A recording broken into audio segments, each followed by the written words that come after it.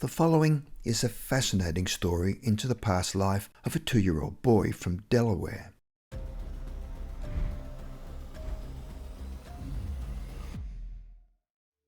One autumn, when 2-year-old Dylan was playing in the hallway and his mother Anne was in the kitchen, she distinctly heard him say, "I smoke too." As with any parent, she was curious about what it just said. As she looked towards the hallway, she observed him holding his fingers together and placing them to his lips and withdrawing them. It looked as if he was taking a drag from a cigarette before repeating the same words, "I smoke too." He looked across at his mother and patted the pocket on his trousers, saying, "I keep my smokes here." Where had his son learned this behaviour, because nobody in the family smoked? Shortly after that, around dinner time, when his mother was cooking and Dylan was again playing in the hallway with his cardboard discs that he collected, he shouted out, "Sevens, I'm throwing sevens," and was on his knees, throwing the discs like dice with a sidewise sweep of his wrist, and then thrusted his hands into the air and repeated, "Sevens, I'm throwing sevens." His mother was again confused and had no idea where he'd learned this. She was sure he had never seen anyone gamble in his short life, and besides, he was only 7 years old, and the only TV shows he watched were Sesame Street and Barney. A few months later, Dylan took his unusual behaviour to another level when on his 3rd birthday someone gave him a toy gun, and for some inexplicable reason he insisted on having it with him at all times, and if he misplaced it or was taken away from him, he would become hysterical. He started sleeping with it and even had it in the bath. If he went to the swimming pool, it would keep it in the waistband of his bathers. But he was not attracted to just one gun, but any gun. And whenever he left the house, he insisted he had the gun with him, and if he forgot it, he would scream until he had it. When he turned 5 and started school, his gun obsession caused concern, and the only way his mother could convince him not to take his gun to school was to tell him it was against the law to have a gun in school, where he reluctantly obeyed. When his mother's sister-in-law Jenny heard about Dylan's unusual behaviour, she felt that he could be the reincarnation of her grandfather.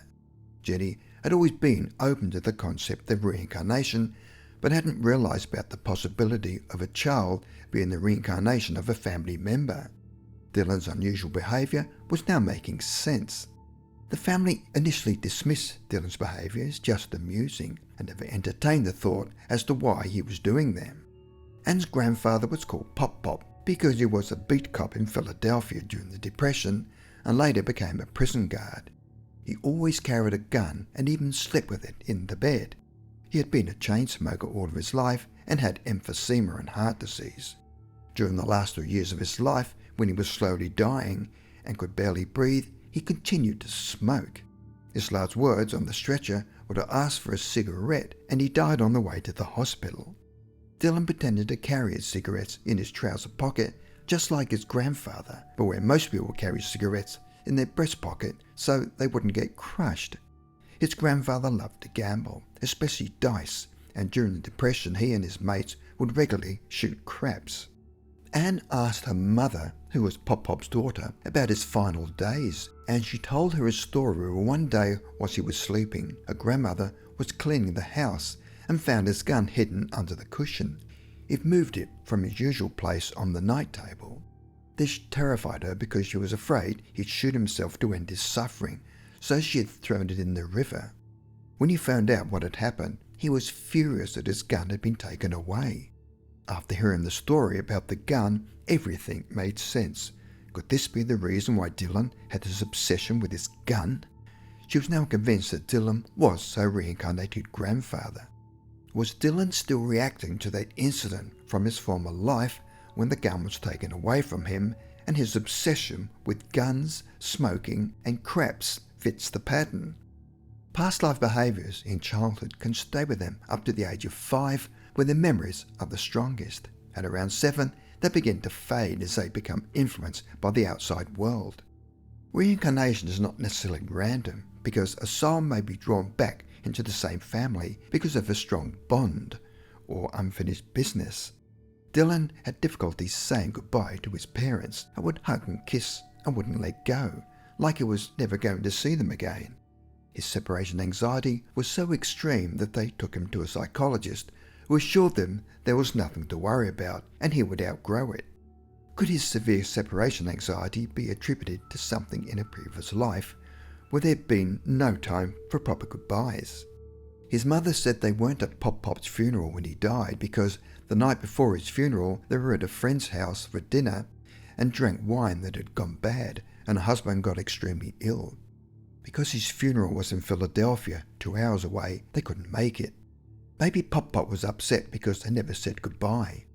If we die leaving unfinished business, the unfinished business may travel with us when we return to Earth in another body, hoping to complete the issue. If we return to the same family after a short period of time, we may pick up where we left off before we died. In Pop-Pop's case, love and incompleteness may have drawn him back to his family, and because his gun had been taken away, his soul may have been in a state of unrest. Maybe that part of Dylan's soul needed an apology or an explanation to reach closure on that past life. Maybe she could talk to Dylan as if he were talking directly to Pop-Pop and apologise to him for the misunderstandings from the past and how they'd taken the gun away from him because they loved him and wanted to protect him. Anne spoke to her husband Mike about taking the gun and not saying goodbye to Pop-Pop at the funeral, and as they were discussing the issue, Dylan was close by, playing in the hallway, and had obviously heard everything. The following day, as they were leaving the house, she noticed that Dylan wasn't carrying his gun and asked him, "Where's your gun?" He said, "Mummy, I don't need it anymore," and has not carried it since. Anne believed that Pop-Pop's soul needed to realise everything was okay and to acknowledge that they were going to take care of him and why they had not said goodbye to him and why the gun had been taken away. It was that simple explanation that solved Dylan's anxiety issues. When there is final closure on an issue, a burden may be lifted from the child, where the child is able to forget the past and live in the present. However, this is not always the case, and there may be reasons for the return of a soul that are so complex they cannot be fully understood, even when the past life identity is known. Later, something else about his grandfather's life surfaced when Dylan was in grade 1, where his teacher asked each student in the class to describe their favourite vacation. Dylan gave a detailed description of his trip to the Grand Canyon, with the steep, winding hiking trails and red and orange rocks.